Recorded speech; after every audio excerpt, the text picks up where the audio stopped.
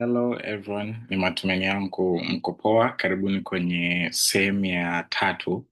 Baada ya kusoma basic knowledge tukafuatiwa na advanced skills na sehemu ya tatu ni trading psychology kwenye mwendelezo wa hii kozi yetu, na tayari tumeshasoma masomo 30 ambapo kwenye basic knowledge tulikuwa tuna lesson 10, kwenye advanced skills tukawa tuna lesson 20, na kwenye hii sehemu ya mwisho ya trading psychology tutakuwa tuna lesson 10 pia.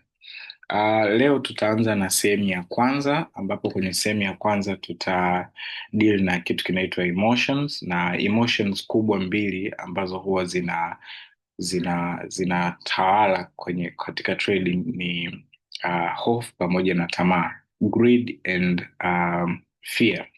Sasa hizi ndizo nguvu mbili kuu za kihisia ambazo huharibu akaunti nyingi, hata za wale watu wenye ujuzi mkubwa wa kiufundi ambao utakuwa unawafahamu hapo kwenye social media and all those stuff, kwa sababu ukiweza kumaster hizi hisia kuu mbili, hofu na tamaa, tayari unakuwa umesha leverage asilimia kubwa sana katika mafanikio yako kwenye trading.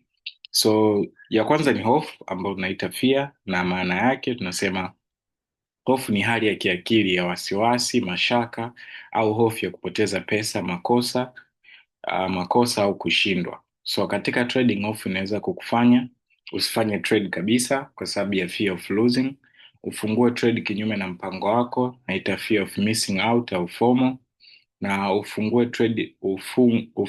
trade mapema au kufunga mapema hata kabla price kufika kwenye target zako, fear of reversal. Okay? Hizi ni hofu kuu tatu ambazo utakutana nazo sana pindi ambapo utaanza kutrade, na especially ukiwa na trade real money. Na chanzo cha hofu katika trading, cha kwanza unakuwa hauna imani na mfumo wako ambao ni strategy. Kama una imani na strategy, basi kutakuwa kuna historia ya hasara nyingi ambazo zimetokea mfululizo kwenye kipindi ambacho kimepita. Then unaweza kutokuwa na imani na mfumo wako pia kunatokana na kutoelewa vizuri soko. Okay? Ambapo ni muhimu zaidi ku make sure kwamba vile vitu ambavyo tumejifunza unavielewa mpaka kuwa navyo comfortable ku practice ukiwa sokoni. Kingine ni ukosefu wa nidhamu. Nidhamu ya trading, tutajifunza kuhusu trading discipline. Trading bila mpango tunaita plan au strategy. Kwa hapa ina vitu viwili. Kuna watu wanaanza kutrade wakiwa hawana hata strategy au mfumo ambao anautumia, au pia kuna mtu ana trade hana hata plan. Amejua tu kwamba trading ni biashara ambayo unaweza uka make money, kasoma juu juu huko, hana strategy, hana plan ya kufanya trading. Huyo ameweka capital yake, anaanza kutrade. Kwa lazima fear iwepo, na kutrade na pesa usiyoweza kuhimili kupoteza. So mara nyingi inakuwa ni hela ambayo like hii hela labda ni ya ada, okay, kwa wale wanafunzi au labda kwa mtu ambaye anajitegemea, amechukua hela ya kodi anataka iongezeke juu, au hela hiyo alipanga hiyo ya kodi sasa haitoshi, kwa anataka aingize kwenye trading aweze kumultiply ili apate nani. Kwao mwisho wa siku anakuwa na hofu sasa ya kuipoteza ile hela. Okay, kwa sasa kinachokuwa kinatokea inatengeneza hofu katika trading. Sa ili kujua sasa wewe ni mfanyabiashara mwenye hofu, utakuwa kuna tabia hizi hapa. Unakuwa unaogopa kuingia sokoni hata kwenye zile opportunity nzuri au unaita nafasi nzuri. Matokeo yake unapoteza fursa za faida. Tabia nyingine, unakuwa unafunga trade mapema sana. Faida ndogo au inakupunguzia potential ya kupata zaidi, na kushindwa kuweka stop loss. Matokeo yake hasara kubwa ambayo huwezi kuidhibiti. Na tabia nyingine, unakuwa unategemea watu wengine wakufanyia maamuzi. Okay, kwa kukosa uhuru wa kimkakati, kwa sababu hao watu wengine ambao wanakufanyia maamuzi hawapo kwenye trading plan yako wewe, wala trading goals zako, au hawana vision yako wewe. Kwa hiyo unakuwa una hofu, na hao pia watu wengine wanaokufanyia maamuzi, wewe unakuwa uelewi kwa nini wamefanya yale maamuzi. Kwa hiyo unakuwa una imani ya moja kwa moja kuweza kuamini kile kitu ambacho wamekwambia. Tabia nyingine, kucheza safe sana hadi unakosa growth. Kwa hiyo you don't want to make risk, like ukiona hii trade hii risk yake kubwa, hii inahofia, kwa ufanisi mdogo na kukua kwa akaunti yako. Kwa hiyo ukijiona kati ya hizi tabia unazo, ina maana wewe bado una hofu kwenye trading. Okay, sasa ni kwa namna gani unaweza kudhibiti hofu? Cha kwanza, tumia position size ndogo sana, ambayo hii tunaita lot size. So make sure kwamba unatumia lot size ndogo kulingana na mtaji wako, na pia position pia chache. Hii itakupunguzia pressure. Okay, so kama una mtaji wa $100 au $200, ukitumia 0.01 ni micro lot size ambayo itakupunguzia pressure. So ikimove pipsi 30, pipsi 50 opposite, hiyo ni $3 au ni $5. So tofauti labda ukatumia major lot size, ikimove pipsi 30 50, dola 30 au $50, kwa hiyo pressure inakuwa iko juu. Kwa hiyo tumia lot size ndogo. Pili, weka stop loss na take profit kabla ya kuingia sokoni. So hakikisha kila trade ina mipaka ya hasara, na in case kama utakuwa uko right eneo fulani ukachukulia faida, hiyo ni muhimu sana. So tutakuja kuangalia huko mbele kwenye masuala ya trading plan pamoja na risk management kuhusu haya masuala ya kuweka mipaka. Fanya backtesting ya strategy yako, hii itakupa imani na uthibitisho wa mfumo wako. Kwa hiyo utakapofanya backtesting ni majaribio ya mara kwa mara kwenye strategy yako. Kwa utakapofanya majaribio ya kutosha, utakuwa unaona kuna sehemu gani zinafanya kazi, sehemu gani hazifanyi kazi, na wakati gani unafanya kazi na wakati gani hiyo strategy yako inakuwa inakosa ufanisi. Kwa hiyo hii itakusaidia zaidi na kuweka plan zako sawa. Kitu cha nne, kubali kuwa hasara ni sehemu ya biashara. So hakuna system au mfumo ambao utakupa wewe kila trade utakaoingia sokoni utashinda au utapata winning. Hakuna huo mfumo kwenye biashara ya trading. So make sure kwamba unakubali kwamba hasara zitapatikana, na hiyo ni sehemu ya biashara. Lakini jitambue, andika jono ya kihisia ambayo itakuwa unajiuliza maswali ya msingi kwamba najihisi vipi kabla ya trade na baada ya kutoka kwenye trade. Na emotion ya pili ni tamaa, ambayo tunaita greed. So tamaa ni hali ya kutaka zaidi ya inavyostahili au inavyowezekana kwa usalama. Katika trading, tamaa huonekana pale mfanyabiashara anapojaribu kubadilisha trade kuwa jackpot badala ya kufuata mpango. Kwa hiyo unaigeuza trade kuwa tatu mzuka, au sijui kwa nguvu ya buku utapata milioni 5 na vitu kama hivyo. So unaiweka trade. Of course trading ni speculation business, lakini haimaanishi ni kamari moja kwa moja. Okay, so utakavyotaka iwe kamari ya jackpots, tatu mzuka au nini, lazima utakuwa unafanya trading kwa tamaa, which is not going to help you in a long run. Okay, kitu cha pili ambacho kinasababisha tamaa kufungua trade nyingi bila sababu, hii overtrading. Kuongeza lot size ghafla baada ya ushindi mmoja. Umefungua trade ya kwanza, pap, imekupa pips 50, na kumbe mi naweza bwana. Kwa hiyo unaanza kuimagine kama hapa nimetumia 0.01 nimepata $5. Kwa hiyo ningeweka 0.10, ina maana ningepata $50. Najichelewesha. Trade inayofuata unaweka 0.1. Kwa hiyo tayari hapo umeingiza tamaa, na hiyo haina uhalisia. Kitu kingine, kukosa subira na kuharakisha mafanikio. So patience is key, or patience is the name of the game. Mahali popote pale kwenye maisha, kwenye michezo, kwenye sehemu yoyote, subira ni muhimu sana. So hauna haja ya kuharakisha mafanikio.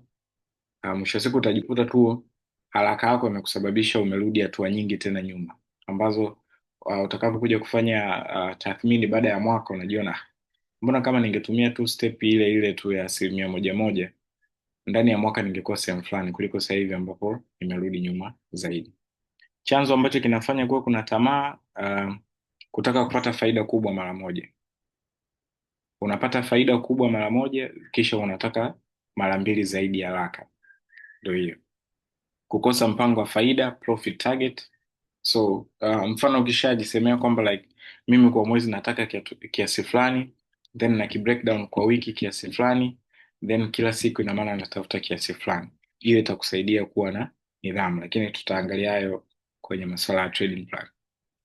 Alafu chanzo kingine ni kulazimika kufidia hasara za awali kwa faida kubwa ghafla. Kwa hiyo Jana na juzi umepata hasara, leo unaingia sokoni unataka ufidie zile hasara zako ambazo umepoteza juzi na jana. Kwa hiyo itakusababisha ufanye maamuzi ya tamaa. Na sababu nyingine inakuwa kufuata watu wanaoposti faida kubwa mtandaoni. Okay, so watu wana maisha, wako Dubai, wako Zanzibar, wameenda vacation na nini, and unataka kuwa kama wao. Kwa hiyo bila kujua wao wamefikaje hapo walipo, au wanatumia njia gani, au ni kitu gani ambacho kimewafanya waishi hayo maisha ambayo unayaona wewe mtandaoni. Kwa hiyo itakukosti wewe. Na tabia za mfanyabiashara mwenye tamaa: kutofunga trade hadi inarudi kuwa hasara. Okay, kwa hiyo unataka tu iendelee, unataka iendelee tu kuongezeka tu faida, hata kama umepata. Kwa hiyo hii ni muhimu kuweka take profit. Kwa hiyo kinachotokea, unapoteza faida zote. Kuongeza lot size bila sababu, hasara kubwa isiyokuwa na control itakusababishia. Overtrading itakufanya uchoke kiakili na kufanya makosa mengi, kwa sababu unakuwa unafanya overtrading. Kwa hiyo unafanya trade nyingi. Kumbuka kila trade ina decision making. Okay, kwa hiyo unavyofanya trade nyingi unafanya maamuzi mengi sana. Kwa akili yako kwanza inachoka, lakini pia unavyofanya maamuzi mengi, um, kwenye hayo maamuzi ina maana unafanya makosa mengi. Lakini let's say ukifanya trade mbili, unaweza kuzianalyze, unaweza ukazifanyia amendment, ukazifanyia adjustment, kwa sababu ni vitu viwili ambavyo unaweza kuvicontrol. Sasa ukiwa na trade 10 unazicontrol vipi, ambazo umezifanya kwa siku? Trade 20 unazicontrol vipi? Au una analyze vipi, hii shida yake ilikuwa hii au shida yake ilikuwa hii? Kwa hiyo overtrading hiyo pia ni moja ya tabia ambazo inakuonyesha una tamaa. um, uh, Kitu kingine ni kutaka faida bila mpango. Okay, wewe kitu ambacho unakitaka kwenye trade, yani ukiingia tu of course kila mtu anataka faida, lakini faida ambayo inakuwa ina mpango, kwamba mpango wa faida upoje. Kwanza inatakiwa ufanye analysis. Okay, inatakiwa pia calculate risk management. Inatakiwa pia ujue tia, baada ya kuingia tu kwenye market sitapata, sio lazima nipate, pia nitapoteza.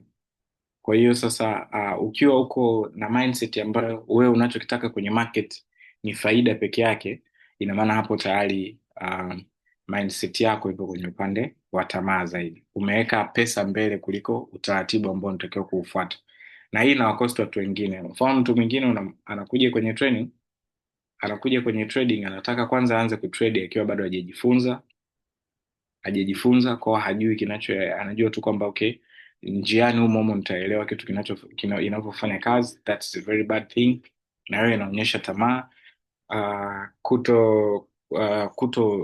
Kutojifunza kutoka kwenye makosa, hiyo pia ni tamaa. Unaona, hayo makosa yako yatakuwa yanajifix humo humo wakati unaendelea kutrade, which is a very bad thing. Na kutrade kila siku hata kama hakuna setup. Okay, nafikiri kwa watu wote ambao wameshawahi kuwa kwenye huduma yangu ya Signal watakuwa wamegundua kuna wiki tunapita wiki zima there is no setup au there is no opportunity na to trade. Okay, sio kwa sababu umefungua kompyuta yako au umefungua chat yako saa mbili basi unataka okay, sasa nimeshafika kwenye trading, sasa naanza kutrade. Hamna setup. Biashara ya trading haiko hivyo, tofauti na field nyingine. Field nyingine utafika kazini, ukifika tu pale tayari wewe papo unaanza kufanya shughuli, lakini kwenye trading unaweza ukafungua chati yako ukafanya uchambuzi na ukaona pea hazipo kwenye area zako ambazo wewe unataka ufanyaje, ufanye decision. Ila ukitaka kutrade kila siku, ina maana hapo sasa unaingiza tamaa. Okay, kitakachofanyiwa utachanganyikiwa na utachoma akaunti yako pole pole, na sometimes hauwezi kuchoma pole pole, inakuwa tu unachoma kwa haraka pap akaunti yako. Sasa ni jinsi gani unaweza kudhibiti tamaa? So weka profit target na ushikamane nayo. Ukifikia lengo lako, toka sokoni. So ukiweka profit target na ukishafikia hiyo target yako, ondoka sokoni. Ulichokuwa unakitafuta umekipata, chill down, relax, there is another opportunity zitakuja. You don't have tena kutaka kusema okay, sasa nimeshaanza kupata profit ndio unashikilia hapa hapa. No, haifanyi kazi namna hiyo. So usipandishe lot size kiolela, fuata risk management kila wakati. Okay, amini kuwa kuna nafasi mpya zipo kila wakati, so usikimbilie kila trade kama ni ya mwisho. So kama kuna trade ulikuwa unaisubiri imetokea, for example, unaweza ukashangaa maeneo yako ya area of interest, maybe demand au supply. Ulikuwa unasubiri trade ifike pale, umeisubiri siku nzima haijafika, umeingia kulala, kesho asubuhi unaendelea, unafungua chart kuiangalia, unakuta kumbe ilifika pale saa 6 usiku au saa 8, ika create confirmation na ikaenda ule upande uliokuwa unatarajia. Sasa ukiamka asubuhi, huna haja ya kuanza kuikimbiza ile trade kwa sababu ilishafanya confirmation na tayari imesha move. Okay, subiri hapo, siku mpya imeanza. Ile imekupita, tafuta, subiri opportunity nyingine ambazo zitakukuta. Na pia baada ya faida nzuri, pumzika. So usiruhusu excitement ikuharibie. Okay, umepata faida sawa, kuna wenzako pia washapata faida pia, lakini make sure unakuwa tu humble, unatulia, and then unarudi kwenye trading plan yako, na kuangalia tena kama kuna fursa nyingine. Pia tumia jono kuandika kila tamaa iliyoleta hasara. So jifunze kutoka kwenye hizo trade ambazo zimekusababishia hasara. So tuangalie mfano halisi wa tamaa, jinsi unavyokuwa unaingia kwenye trade. Unaingia buy kwenye Euro USD kwa 0.1 na unaweka take profit pips 50. Baada ya 40 pips price ikaendelea vizuri hadi pips 48. Unaona, kumbe hii market inaendelea kwenda basi ngoja tuipeleke mpaka kwenye pips 100 hapa. Okay, hizi pips 50 hazimtoshi, so of course inapitiliza kwenye pips 50, inafika pips 60, inageuka. Ikigeuka itaweza inarudi mpaka kwenye stop loss au inakutoa kwa break even. Okay, matokeo yake hasara au umepata faida ndogo, stress, unaanza kujilaumu. Leo nilikuwa na $50 tayari, ila ndo tayari imeshafanyaje, imeyeyuka. Kwa hiyo tamaa sio nzuri. So balance kati ya hofu na tamaa. So mfanya biashara bora au trader bora anajua lini asiriski zaidi kwa sababu ya hofu na lini aache kutamani zaidi kwa sababu ya kutaka kupiga jackpot, kuweka trading kama tatu mzuka. So ukitawala hisia, utatengeneza account yenye afya zaidi, au tunaweza kusema utakuwa na account. So hapa nimekuandalia checklist za emotion before and after trades, na hii itakuwa ni moja ya exercise zako za msingi sana kabla hujaingia kwenye trade na kabla hujatoka. So itakusaidia kujitambua kiakili na kihisia kabla na baada ya kufanya biashara. Hii ni silaha muhimu ya kujifunza kujidhibiti, kuondoa makosa ya kihisia na kuwa na nidhamu ya kitaalamu. So ili uweze kukaa kitaalamu au kutrade kitaalamu, this is very important. So maelekezo ni kwamba kabla ya kila trade chukua sekunde 30 kujibu maswali ya before, na baada ya kufunga trade jibu sehemu ya after. Unaweza kutumia notebook, app ya notes au Excel, vyovyote vile utakavyoweza. So hii ndio itakuwa kama cheti yako. So kabla ya kuingia kwenye trade, swali la kwanza unajiuliza, hii ni setup ya kwenye trading plan yangu, ndio au hapana? So usifanye trade isiyokuwa kwenye mpango wako. Swali la pili ujiulize, umefanya uchambuzi kamili wa kiufundi? There is a technical analysis ambayo umeshaifanya. Jibu ni ndio au hapana. Chambua trend, entry, take profit na stop losses, na vile vitu vyote ambavyo tumesha discuss kwenye vitu vyote vya msingi ambavyo tumesha discuss kwenye advanced skills.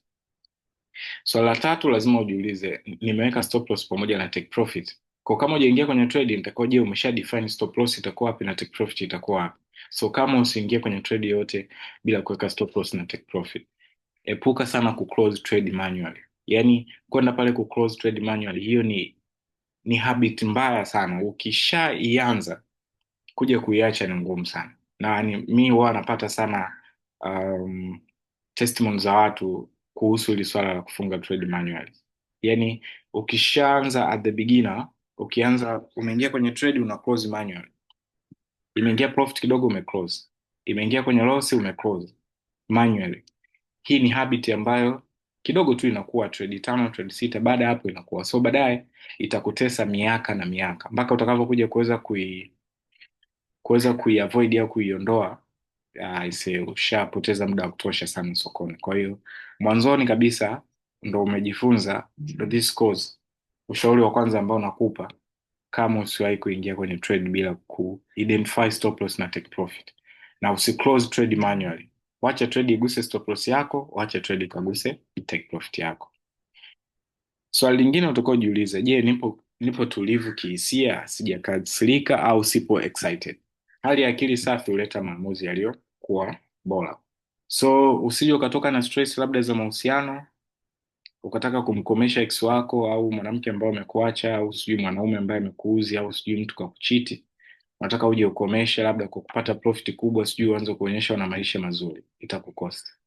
So ukishajiona emotion zako haziko sawa, kihisia haupo vizuri, hauna stress, hauna hasira, hauna furaha ya kupitiliza,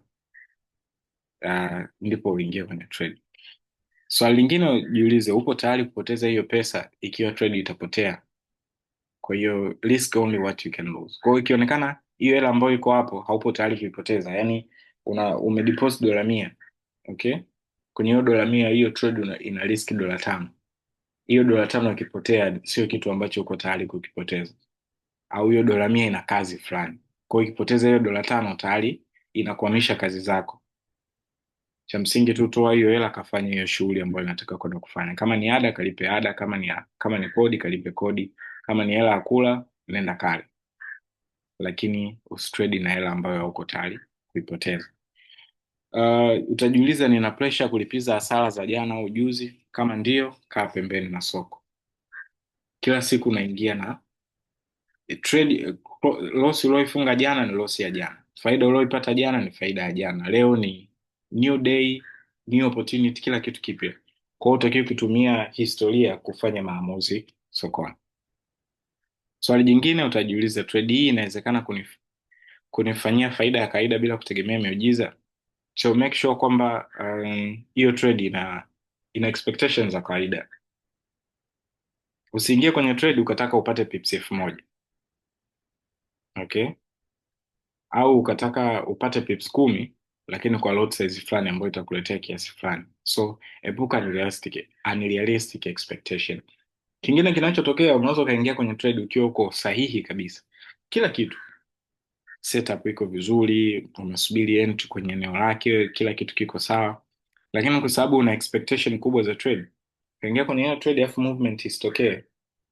Kila ukija kuangalia chart unakuta tu candlestick has move, kila ukija kuangalia chart hiyo itakutesa sana kisaikolojia, then utaona hii sio, nitafuta nyingine ambayo ina move. Unashangaa labda ulikuwa na trade mbili, labda euro na euro card, ukaangalia pale ukaona euro hadi ndio imekaa vizuri, euro card haijakaa vizuri, ukaingia kwenye euro card ikaendelea kufanya mark time tu hapo, imove haiendi popote, afu euro card hiyo imeshoot, imeenda, okay. Kwa hiyo expectations zako zinakuwa zimeenda tofauti, so make sure unakuwa na realistic expectation. Swali lingine jiulize, nina muda wa kufuatilia hii trade bila kusumbuliwa? So usifanye trade ukiwa busy. So kama una mambo mengine, una schedule yako iko busy and everything, kaa pembeni, njoo kwenye market wakati akili yako ikiwa imetulia, una utulivu wa kutosha. Kwa hivi vitakusaidia sana. Then sehemu B, baada ya trade sasa. Trade sasa, umeshaingia kwenye trade, umeifunga. Haya ni maswali ambayo utajiuliza. Je, ulifuata mpango wako kama ulivyo? So hata kama uliwin, kama umefunga, kama ulivunja mpango wako, hilo ni kosa, okay. So kama ukufuata mpango, utasema hapana na usirudie tena kutofuata plani yako. Swali la pili, ulikuwa unajihisi vipi wakati trade iko hewani au trade ikiwa ina run? So utaandika, nilikasirika, nilipanic, nilikosa subira, au nilikuwa na kimuhemuhe, nilikuwa na, yani low ilikuwa iko juu juu wakati hiyo trade ina run, utaandika, okay. Swali jingine utajiuliza, nilikuwa na tamaa au hofu iliyoathiri uamuzi wangu? Hii sasa unakuwa mkweli kwenye nafsi yako. Hakuna mtu ambaye anasahisha hichi kitu, ni wewe mwenyewe, ambapo ukishakuwa mkweli kwako itakusaidia wewe mwenyewe kuimprove. Wala mentor, mimi siwezi kukuuliza kwamba trade uliyofanya imefanyaje hapa, mbona ukufuata hivi vitu? Ushakuwa mtu mzima, hakuna mtu atakuchapa viboko, au hakuna mtu sijui atakusemelea wapi, au hakuna mtu atakufunga. Kwa hiyo hii ni biashara ambayo you have to be true for yourself.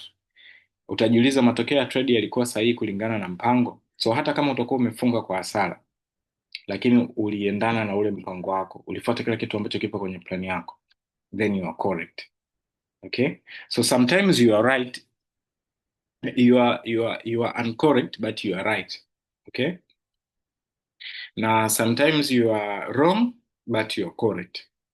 Sometimes you are right but you are wrong, and sometimes you are right but you are not correct, na sometimes you are wrong but you are correct. Kuna muda utakuwa uko sawa, kuna muda utapoteza lakini uko sawa, na kuna muda utapata lakini hauko sawa. Kwa hivyo lazima uvijue, so make sure kwamba unakuwa uko sawa every time. Hata ukipoteza au ukipata, make sure kwamba umefuata zile hatua zako. Na kitu kingine utaandika umejifunza nini kutokana na hiyo trade. So fanya note ya faida au kosa lililotokea kutoka kwenye hiyo trade. Kama umpata faida utajifunza, okay, ni muhimu sana kusubiri trade ifike take profit, na kama stop loss utajifunza, okay, kitu kilichotokea hapa ni kwamba tu kulikuwa maybe kuna news, kwa next time nita consider news kabla ya kuingia kwenye trade. Au niliingia kwa Confluence Media demand and supply, kumbe nilikuwa sijaangalia kitu kama fair value gap au sijaangalia imbalance, ambapo trade imehit stop loss yangu, imeenda kufill the imbalance, ndio imerudi tena. Kwa next time utakuwa kwenye eneo ambalo lina demand au supply, utaangalia na hizo factor nyingine kabla, confluences nyingine kabla hujaingia kwenye trade. Na utaandika nimeandika trade hii kwenye journal yangu. Hii itakusaidia kupima maendeleo yako as a trader. So emotional notes ambazo utakuwa unaziandika, mfano niliingia na hofu baada ya kendo nyekundu kubwa nikafunga mapema.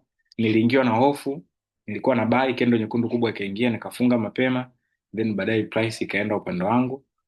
Baada ya kushinda trade ya jana nilikuwa so excited, nikaingia trade hii haraka bila uchambuzi, kwa kuhisi kwamba kilichotokea jana kitatokea na leo. Nilijiamini na nilifuata mpango, sasa najisikia vizuri hata kama ni loss. Kwa hiyo kama ulikuwa umefuata mpango wako na ule mpango umekupa confidence, hata kama ni trade itakuwa ni loss, bado utajisikia tu kawaida, utasema this is a sehemu ya biashara ambayo ni hasara, then next time kwa sababu nimefuata mpango wangu nitakuwa niko sawa. So utarudia kila siku kabla na baada ya trade zako, na baada ya wiki moja au mbili ukirudia haya maswali, unatazama ni hisia gani zinajirudia zaidi. Tambua tabia zako zinazokuzuia kufikia consistency, nafanya marekebisho kwa nidhamu na hiyo mindset yako, mtazamo wako. So hapa nimekuweka bonus vitu vya kuangalia kila siku kabla ya trading. Angalia akili yako kama iko fresh kabisa, jiulize kama umepumzika vya kutosha, umeenda zako club nini kidimbu huko, wavuvi, then Jumapili Jumatatu unarudi zako saa 8 saa 10. Jumatatu unaingia sokoni unasinzia una uchovu na nini. Avoid hivyo vitu. So make sure unakuwa uko sokoni muda ambao una utulivu wa kutosha, umepumzika na hauna uchovu. Unatakiwa ujiulize kama umefanya uchambuzi kabla ya kuingia sokoni. Usitumie tu hisia, usiingie kwenye magrupu hapo ukasikia tu watu wanaambia nasikia USD, nahisi USD CHF ina buy sasa hivi. Kaja zako tu kwenye chat pap na ukabuy. So that's not how it works. Na swali la 4 utajiuliza, je, naparamia soko au ninasubiri setup nzuri? Kuparamia soko ni ile unajua tu kabisa nitakiwa trade kwenye maeneo fulani, lakini kwa sababu wewe unataka tu kutrade leo, unaanza kuforce sasa trade, yani popote pale zilipo, ili mradi tu trade. Hiyo ni mbaya sana na itakukost. Kwa hiyo kwenye upande wa masuala ya hope, fear na greed, nafikiri hivyo ndio vitu vya msingi ambavyo unatakiwa uviangalie na nimevizungumzia hapa. Na kama utaweza kumaster hichi kitu, nimeliweka somo la kwanza kabisa, yani kwenye trading psychology nimeliweka somo la kwanza kwa sababu this is a very important. This emotion important sana. Kwa hiyo ingeweza tungeanza labda na trading plan, sijui unaandaje trading journal na vitu kama hivyo, lakini nikasema no, lazima kwanza ni hit na ukweli mchungu. So after that utajua how can you eliminate hizi hisia mbili, na ukiweza eliminate hizi hisia mbili itakuwa hivyo. This is the reason mimi hata kama nitapoteza trade mwezi mzima, okay, of course unaweza ukasema labda Francisco Magnetics labda anafahamika au ni moja ya trade ambao watu wanamfahamu, and of course ni mentor ambaye natoa services training natoa hizo service za signal, account management na vitu kama hivyo. Kwa hata kama nitapoteza trade mwezi mzima, najua huko kwenye community zetu za trader kuna mtu yupo tu kwenye service zako, ataenda kwenye magrupu ya watu huko, ataanza kuambia huyu bwana sio trader, huu mwezi mzima sijui nimejiunga kwenye signal napoteza na nini. Mwisho wa siku feedback kama hizo au criticism kama hizo zinakuja zinanirudia, lakini hivyo sio vitu ambavyo I really care, kwa sababu kama nitajali watu wengine wanaongea nini, ni rahisi zaidi kutoka kwenye plani au mfumo wangu wa kutrade. Kwao kama ambavyo kuna miezi umenipa faida, kuna miezi utanipa hasara. Kwa hiyo haifanyi mtu mmoja ambaye amejiunga kwenye mwezi ambao niko napata hasara au kwenye mwezi ambao nimefunga na hasara inibadilishe mimi ni nani au ibadilishe mfumo wangu au vitu ambavyo vitatokea.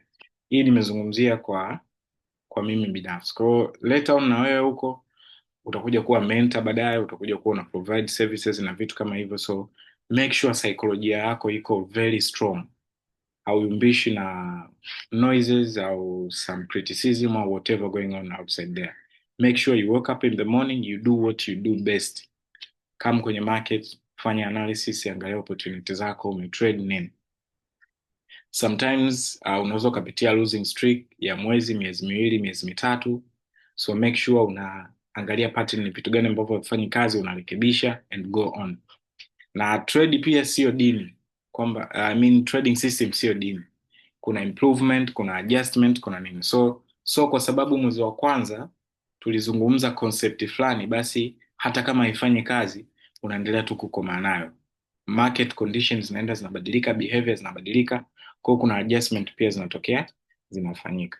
Kwa hiyo hivyo ni vitu vingi sana ambavyo kadi ambavyo unakuwepo sokoni unavielewa. Ukisikia mtu mwingine anamsema vibaya trader mwingine, sijui yuko hivi, and of course kwa issue ambazo zinahusiana na market, achana na lifestyle au tabia binafsi ya mtu, ila vitu sijui kama profit au loss au sijui mfumo fulani, um, jitoe kwenye aina hiyo ya low minded people, kwa sababu ukishakuwa una strong minded, una good trading psychology, you'll understand kwamba vitu kama hivyo kwenye trade vinatokea, and it's a part na kwenye sehemu zote tu kwenye maisha, kwenye michezo, kwenye sanaa, kila kitu. Kuna timu inapoteza. Simba haijai kuwa bingwa misimu mitatu mfululizo, lakini huko nyuma ilishakuwa bingwa mara kadhaa, okay? Na kipindi ambacho labda Simba inakuwa bingwa misimu mitatu mfululizo, Yanga hawajakuwa mabingwa kwenye hicho kitu. Kwa hiyo hizo ni phases zinatokea kwenye maisha na kila sehemu. Kwa hiyo kwenye trading pia hakuna tofauti, okay? Cha muhimu tu ni kujua tu ni kitu gani unakifanya kipindi ambacho unapitia losing streak. Punguza fear. Kipindi ambacho unapitia winning streak, acha tamaa. Make sure una plan ambayo inafanya kazi, una risk management na vitu. So vitu kama risk management, sijui revenge trading, na kuna kitu kinaitwa euphoria, tutakuja tutaangalia huko mbele, na trading journal na trading na risk management na manini, na vitu vyote tutaangalia kwenye hizi lesson 9 ambazo zinafuata. Kwa hiyo ilikuwa ni sehemu ya kwanza kwenye trading psychology. I hope kuna vitu nimekuongezea vitakavyokusaidia kufanya a wise decision ukiwa huko sokoni. Niwatakie siku njema na jioni njema. All the best.